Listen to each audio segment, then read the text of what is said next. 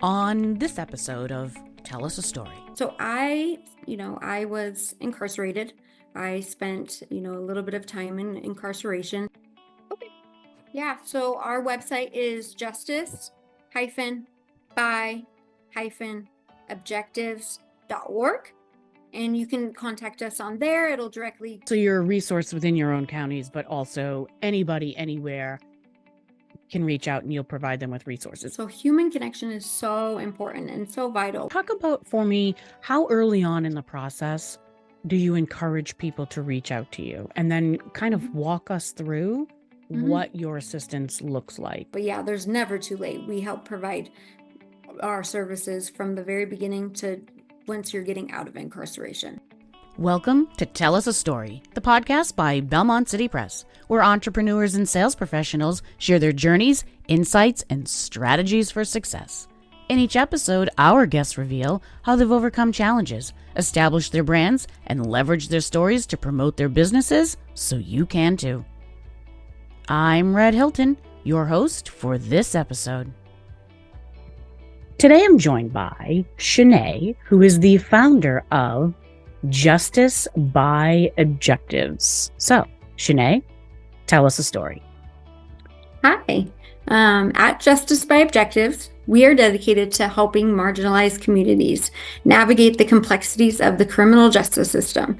Our mission is to support individuals from their first point of contact with the system to their reintegration into society. We provide peer support, family advocacy, and a range of services designed to empower our clients. Our ideal client is anyone seeking to understand their civil rights, access support through classes, support groups, case management, transportation, and reduce the risk of recidivism. Our goal is to offer hope and guidance as you navigate the system. And then to learn more about what Justice by Objectives can do for you, please visit our website, justice-by-objectives.org. And you can easily reach us through contact information provided on our site. And we encourage you to reach out and discover how we can support you on your journey to justice. Well, thank you for that, Channae. And we are going to have a link to your website in the show notes for anyone that needs it. Talk to us, if you can, about your journey and how Justice by Objectives came to be. Sure. Yeah. So I was incarcerated. I spent, a little bit of time in incarceration. And during that process, I saw a really big need for support. There was a lack of support within the criminal justice system. You're running around and trying to find resources, trying to find where to go next, and you really don't know where to go to. And so I thought of an idea and I ran with it, and I started this nonprofit, and now we provide peer support and family peer support services to individuals in the criminal justice system, and we focus on incarcerated individuals as well. And I just found a really big need, and that's what I took the initiative to start. Can you define for us what you mean by peer support? What is it that people are looking at when they reach out to you? Yeah. So peer support is a person that has lived experience. And so they share that lived experience with another individual, maybe in the start of that lived experience, whether it be substance use disorder or mental health condition, or facing incarceration or dealing with the criminal justice system. And so they just help navigate and advocate with that individual through the process. Okay. So talk to me about the types of programs offered by Justice by Objectives. Yeah. So Justice by Objectives has, a couple programs. And so right now what we're focusing on is Living by Objectives, and they focus on incarcerated individuals and their families. So we're providing resources. We're creating care packages, that we give to the individuals right when they're getting out of incarceration. It'll have like hygiene kits, it will have clothing, it will have underwear, socks, whatever they need, the basic necessities, so that they can be successful on their journey into reintegration back into society. And we also, help provide transportation so that they need to get to probation, if they need to go to parole, if they need to go to any appointments that are really, important ones that they can't maybe get to, or it's a little bit further of a distance than the bus schedule can really get them to. We help provide that.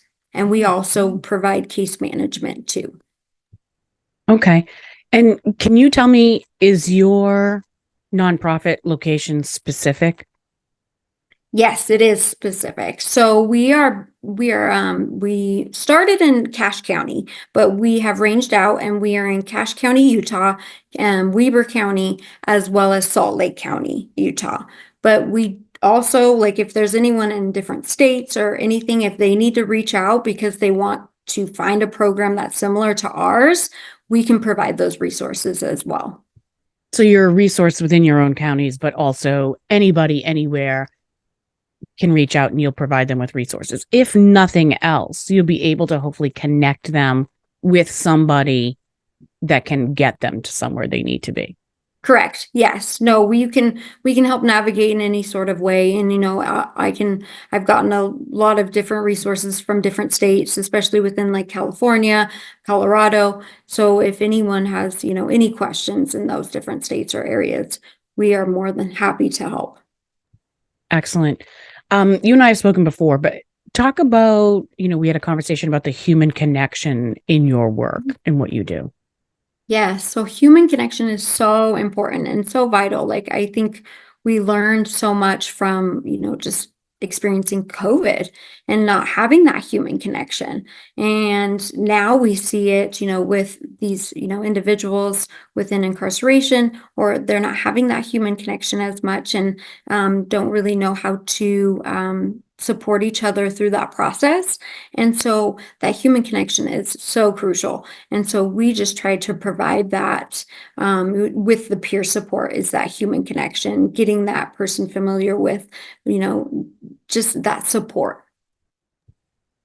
Talk about for me, how early on in the process do you encourage people to reach out to you? And then kind of walk us through Mhm. what your assistance looks like, like at the granular level. Like, I don't want someone to feel like they don't have a reason to call you. Mm.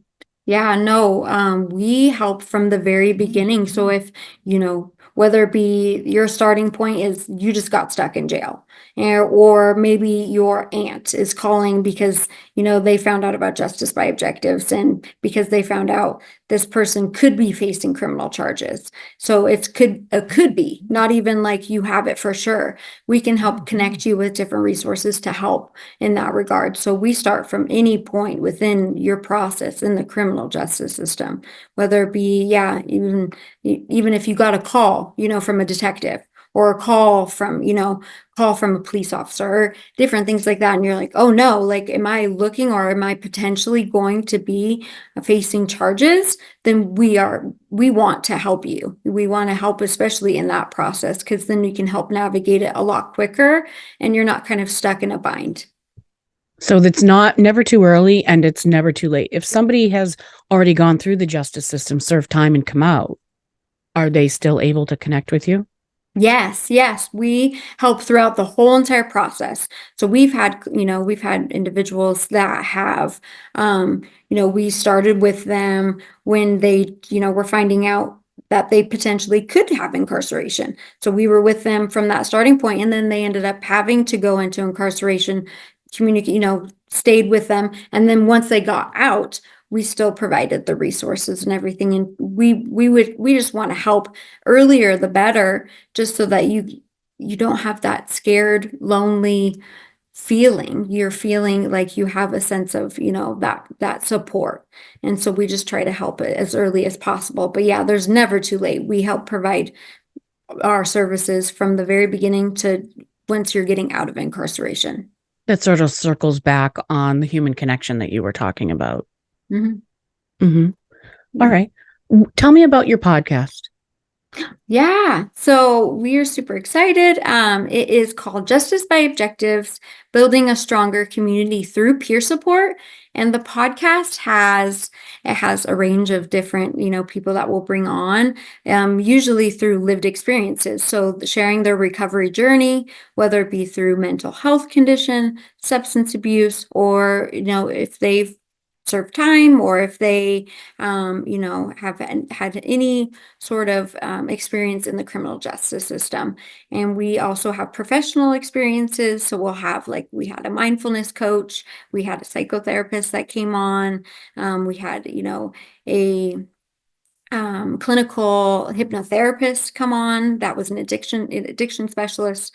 And it's been a really cool process, and just sharing those messages of hope. What is the name of your podcast? It is Justice by Objectives, Building a Stronger Community Through Peer Support. Excellent. And we're back to peer support as well, which seems to be Mhm. extremely important.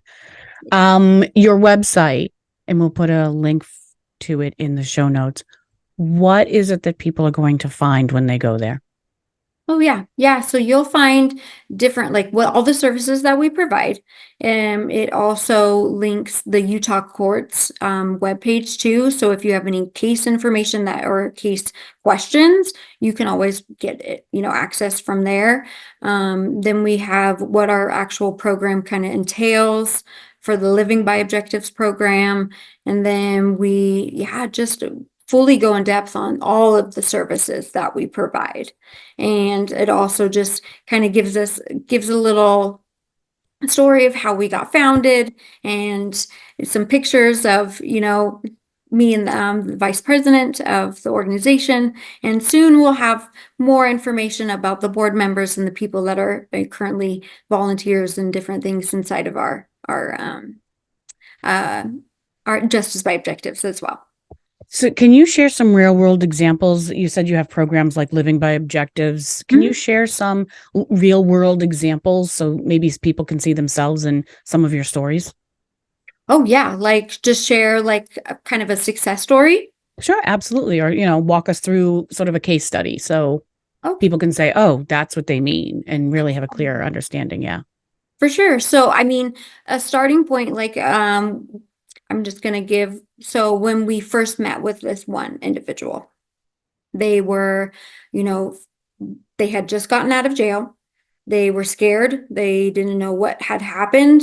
They Mm-hmm. were saying that they were innocent, and so they needed advocacy in that area as well. They didn't have an attorney. They didn't have anything. They didn't have family support. They So they were, were arrested and put in jail and then they were released. yes, And that's where you met up with them. yes, Mm-hmm. yes. Go ahead. They Yeah. contacted us actually via, like, through the website, and we just helped navigate through that process. So linking them up with whatever resources they needed, checking to see if they had health insurance, checking to see if they had a job still, checking to see if they had anything that they needed to address right away. Obviously, their starting point would be an attorney too. So we definitely linked them up with a proper communication line with an attorney, getting them all set up successfully. And then they actually did really well. They, met with their attorney. They actually got the charges were actually dropped.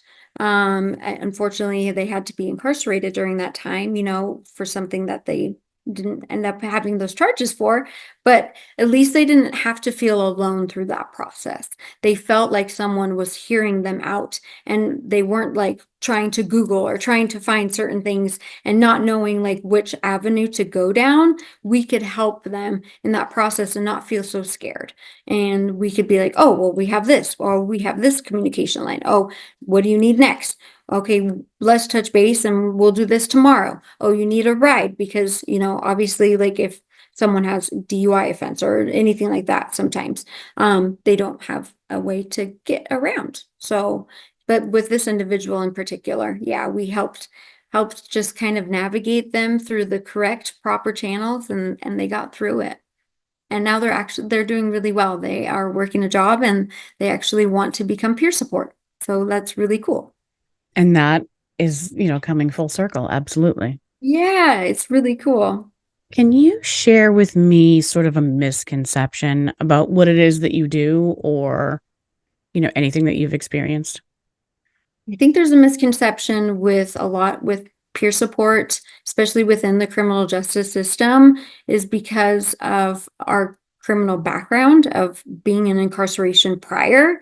They think that we are teaming up together, going to plot and do something that is going to be harmful. No, that is not what's happening at all. Actually, the whole point of peer support is to show that there is success after and you don't need to be what your past is. And so I just want people to know that when there is peer support involved, that means that someone has, they're no longer that past. They're no longer that, that's that label of being, this criminal or offender or anything like that, or drug addict. They are an individual, they're a human being, and what they are doing is, going through a journey that is going to lead them to a success. And so if they're navigating and connecting with that peer support, they're connecting with someone that's going to help them through that process. And it's just actually going to help everyone throughout it. It's going to help police officers. It'll help this, it'll help free up a lot of time and energy that people are, lacking. Who is it that usually reaches out to you? Is it the family most often? Actually, pretty often the family does because a lot of the times we're getting calls or communicate, or emails or anything like that when the individual is incarcerated. And that is when we're getting more of the calls from family members, friends, anyone in that regard, spouses. And they're reaching out and trying to contact so that they can get all that information to help the individual that's experiencing that process. Now, you said that you have contacts definitely in other states. Is there a justice by objectives in other states, or are they known by different names? I would love that if we were national. That would be super awesome. Right now, we're starting just in Utah. I'm not as familiar. There are certain programs in different areas. I don't have them right here, but there are different ones, but they go by different names. So they're different nonprofits and different Mhm. organizations that are helping kind of with that reentry service. Right. So, a nonprofit. So, speak to me about that because you write for grants, federal, state, local, that sort of thing. Is there a cost to people So is there cost? No cost. for your So services? everything, Correct. yep, all services are free of cost. And doesn't matter what insurance you have, doesn't matter if you do, if you do or don't, if you live in a big house, if you live in a small house, it doesn't matter. We are here to help and no cost at all. That's good to know. And it's good to know that there's possibly other resources available in other states as well. Oh, Shan- yes. Shanae, what is your Monty? So as you know, Monty is our little owl mascot here at Belmont City Press. Mhm. And he's sort of that beacon of all things, hopeful or inspirational, maybe a lesson learned, a mantra that you sort of carry with you. So what is your Monty? So my Monty is living in the 10 seconds.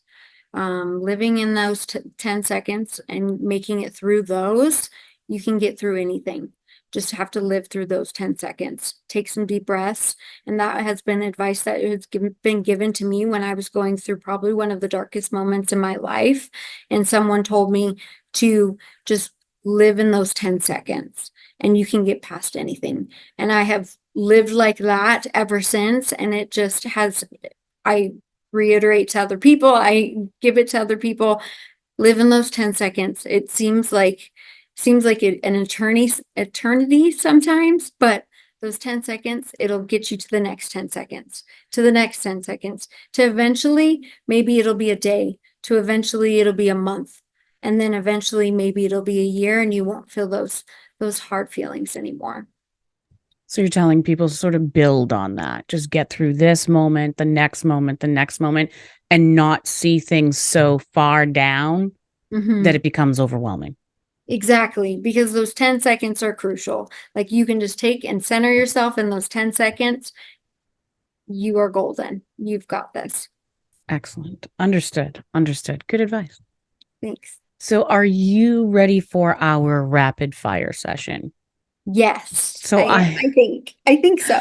I am going to give you a choice of two things, Okay. and you let me know which one speaks to you the most. All Okay. right. All Yeah. right. Would you rather go to the theater or a cinema? Cinema. Scrambled or fried eggs? Fried. Oh no, that's the wrong answer. Let's see. Would you rather watch an action movie or a comedy? Oh gosh, that depends on my mood. I would say comedy majority of the time. That is the right answer, just so you know. Would you rather go in a hot air balloon or on a helicopter? Oh, it's a hot air balloon sounds kind of fun. So I would say Absolutely hot not. air. Absolutely not. That is the wrong answer. I'm sorry. Absolutely not. No. Anything I could potentially fall out of accidentally, and I guess that's knowing me is anywhere, but absolutely not. Do you like a big city or a small town? I like big city. All right, big party or a small gathering? Hmm. I like big parties, actually. Okay. Would you prefer blogging or vlogging? Blogging. Blogging, you'd rather write Yeah. than do a Yeah. video? Yes. Okay, all right. And would you rather fresh flowers or a potted plant? Potted plant for sure. I can kill both, so I know. No, same. I'm yeah. not. I do believe the potted plant may survive longer. So I that's feel exactly. I feel like if it is, maybe a certain type that doesn't need watering all the time, I those think ones that's are my called a favorite. cactus. I think Exactly. that's a Can we get cactus. thank you. Yep, that's what I love. Right. Yep. Or hosta, but they grow on out of control. Like those things will take a beating. Oh, really? Yeah, absolutely. They're popular around me. I don't know if they're popular where you are, but hosta, you can't kill them. You can't kill them. They'll just be like, you know Interesting. what? Think about what you do and we'll see you next spring. They'll just like recede and then they come back. They just Oh, absolutely, absolutely. So that's what we're gifting each other for Christmas is yep. cactus and hostas because that's all we can both handle. All right, are you ready for our guest to guest question? As you know, the guest before you left behind a question for you to answer during your podcast. hmm Are you ready for your guest to guest question? I'm a little nervous, but yes, All yes, right. yep. So, what is a piece of advice from a loved one that you hold close to your heart? Mm, that's a good question. I would say probably everything that. So my dad is no longer with Hmm. us, and he shared a lot of um, wise words, and one of the ones is just that's very simple is just to always look at the light at the end of the tunnel. Just keep that light at the end of the tunnel. It'll get you through it. And Hmm. so it's so true, and so think of something that is that light for you so that you can get through. And I feel like, I mean, like I always envision my kids, at the end of the tunnel. And so if it's that hard day or anything, that light is my children and I will get through this. So he always like said little one-liners, but he also did say stay gold too a lot from like the outsiders, stay gold pony boy. Oh, yeah. So he did a lot of like one little liner type things, but the light at the end of the tunnel definitely is something that holds dear to me because I always envision my kids if I'm having that hard day and I'm like, I can get through this. They are my light. I got this. And so my dad is just he was amazing. So Hmm. So your dad was my age, is what you're saying. Yeah, yeah, yeah, most likely. yeah. Fabulous. All right, Shanae, one more time for us. Your website, information you want us to know from that, where they can find you on social media, and Justice by Objective. So walk us through all of that. Okay. Yeah, so our website is justice by objectives.org. And you can contact us on there. It'll directly get to our email or phone numbers on there as well. And we have Facebook, Instagram, and Facebook is just Justice by Objectives. Same with Instagram, Justice by Objectives. So just look us up on there, and you can contact us on any of those platforms as well. And yeah, so they can message you and connect with somebody. How many people are in your organization? So we have 7. Nice. Yeah. All right. All right, Channae, if I gave you 60 seconds to tell us a story, what would the world learn from you? I feel like, I hope that people feel a sense of hope. As cheesy as that sounds, I hope that they can experience that there is something you can create something after a mistake, or you can create something after a bad experience. There's still something, there's a hope at the end of the tunnel. And I just want to be that. That's why I started the nonprofit. That's why I've always liked helping people. That's why I went into being a peer support specialist, a family peer support specialist, all these different things, is because I just want to give what I saw from certain individuals. Like, I wanted to have that success when I was struggling, and when I was, incarcerated, when I, went through substance abuse disorder as well. These different types of things, I definitely want to be that message of hope for individuals, so that they can see that there's something after a mistake, or there's something after someone does anything like that.